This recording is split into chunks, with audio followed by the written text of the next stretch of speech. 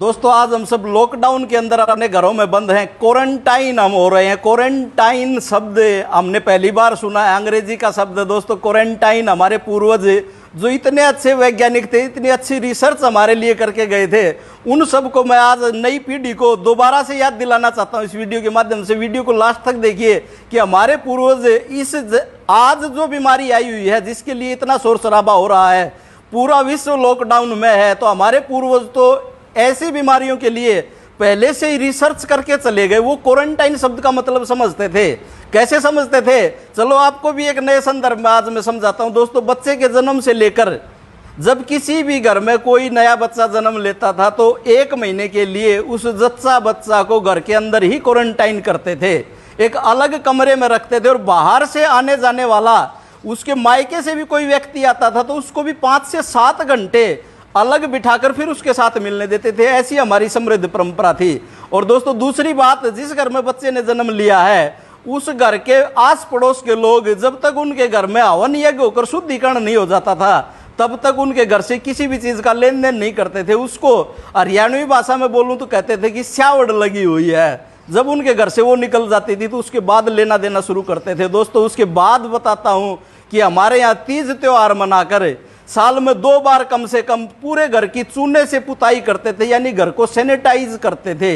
इतनी अच्छी हमारी परंपरा थी। तीसरी और बात बताता हूं कि किसी भी अजनबी से जब हम मिलते थे तो हाथ नहीं मिलाते थे। हम अंग्रेज की तरह, जो हम आजकल हमारे पूर्वज टोकते भी थे लेकिन हम सुनते कहाँ थे, दूर से ही नमस्ते करने की जो हमारी परंपरा थी वो बड़ी ही जेन्युइन परंपरा थी, जो आज के संदर्भ में भी ज्यों की त्यों लागू होती है। और दोस्तों उसके बाद हमारे पूर्वजों का कितना अच्छा विज्ञान था कि कोई भी व्यक्ति घर के बाहर से जब भी आता है तो बाहर पहनने जाने वाली चप्पलें अपने देहरी दरवाजे के बाहर ही निकाल के घर के अंदर प्रवेश करता था। और बाहर, और हमारी खाने की जो परंपरा थी, जो आजकल आप खाते हो ना, बैठ के पिज्जा बर्गर जो भी खाते हो और उसको यूं ही खाना शुरू कर देते हो, दोस्तों हमारी जो परंपरा थी वह क्या थी कि हाथ धोकर खाना चाहिए। हाथ धोकर हम खाते थे। दोस्तों उसके बाद जो आज के संदर्भ में सबसे बड़ी खोज हमारे पूर्वज करके जा चुके थे कि मृत व्यक्ति के साथ उसके अंतिम संस्कार में जितने भी लोग शामिल होते थे वहां से तुरंत आने के बाद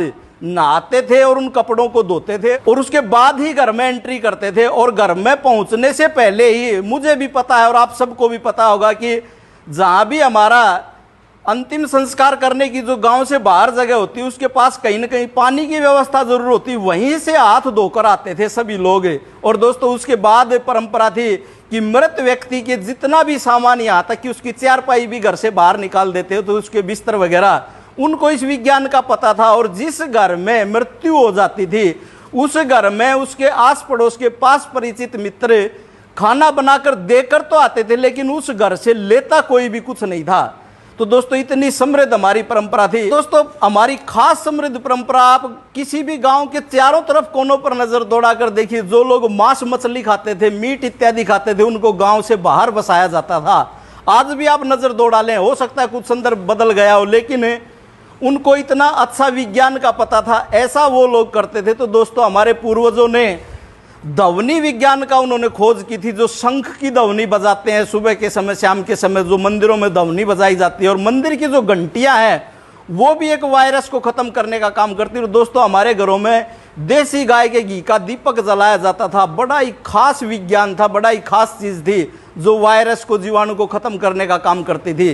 दोस्तों कोई भी, किसी भी घर में कोई भी अनिष्ट होने के बाद उस घर के शुद्धिकरण के लिए उसमें हवन यज्ञ अवश्य ही करवाया जाता था। यह भी हमारे पूर्वजों की खोज थी।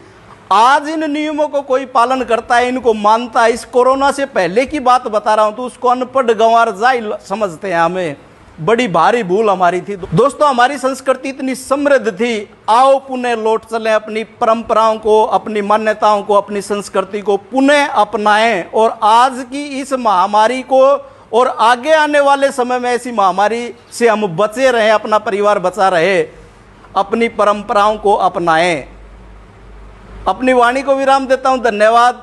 जय हिंद, जय जवान, जय किसान।